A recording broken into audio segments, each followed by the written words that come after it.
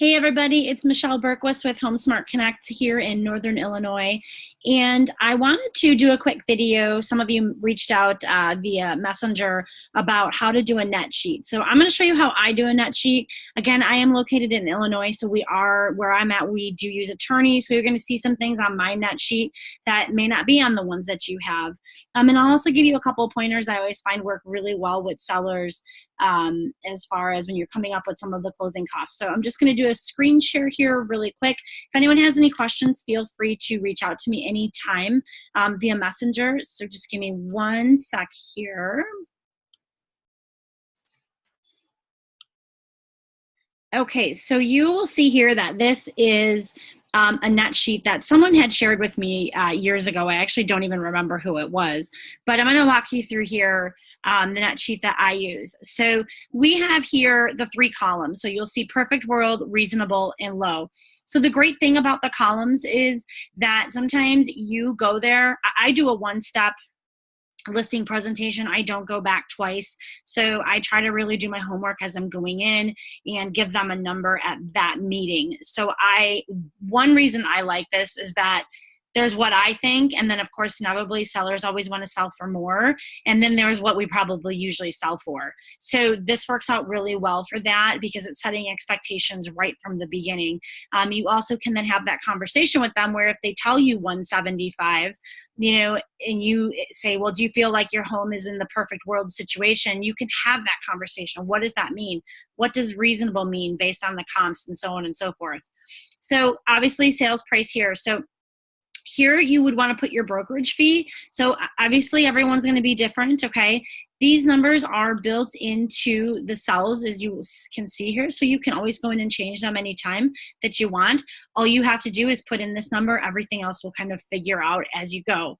Okay, title insurance, any fees that go with that, transfer stamps, and transfer taxes. So the way that I do this, and this is how I explain the conversation to my sellers, is I go to the First American Title website and I actually run the numbers, okay? I always tell people I run it at the highest number.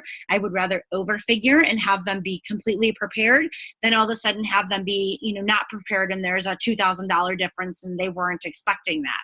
So I go to the First American Title computer website and put my numbers in. Now, what I like about that is I do print that out and give that to them with the net sheet so that they know exactly when I say $2,500, what does that mean? Where's it coming from? Like, where's it going? So they can actually look at that sheet and see exactly what it's going to.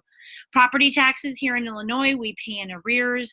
And so I figured this out on the side, but depending on how property taxes are done in your area, you would want to talk to your broker if you don't know how to do that and how to figure that.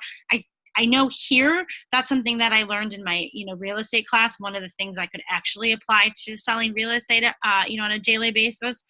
But again, talk to your broker if you're not sure how that's done in your area. Miscellaneous. So I find here it's still common to get either a seller closing cost credit, which I always do give them the conversation that we really only care what their net is. So I don't usually work it into here because I'm always telling them, pay attention to your net, pay attention to your net. Don't worry about the closing cost credit. But the miscellaneous here, as you can see, it's an inspection repair estimate. So I like to hopefully never have anything over $1,000. But again, I always want to give someone worst case scenario. The survey, septic test. So this one I ran was on an area that did not have well and septic, so that was not figured in there.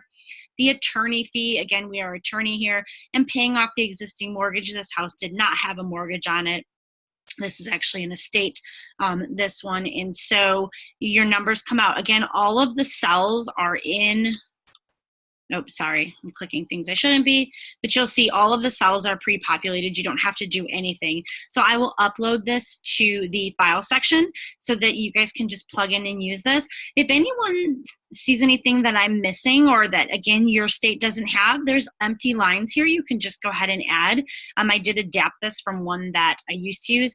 I think it's really good to know how to do this. What happens if your title company's website goes down? What happens if, an app goes down? your phone gets dropped in the, in the sink or whatever. It's good to know how to do this. And it's also good to have this, saved to your desktop. If you take your computer with and you need to change numbers, or the seller says, I want to list for 185. Okay, perfect world. You think 185. I think 175. I would take the listing still. I wouldn't argue it. That's just the way that I do things, but you can change this on the fly. And I always tell my clients, I can change this at any time. So if we should get an offer for, 160 and everything else in the terms looks good, but you want to know what that number is, super easy for me to change this and email it over to you. So I hope this helps some people out. Again, I'll go over really quick. You can change this without a problem. I get this information here from any title company's website. Taxes, again, if someone escrows, they obviously will get it back after closing, but you should know how to do your property taxes if they're paid in arrears, obviously the time that they live in the house. And here we typically do 105% tax proration. So you want to be able to know how to do that. Talk to your broker. It will be different for each area. And then everything else here should be self-explanatory. I hope that helps everybody. And if anyone needs anything, please feel free to reach out. Take care.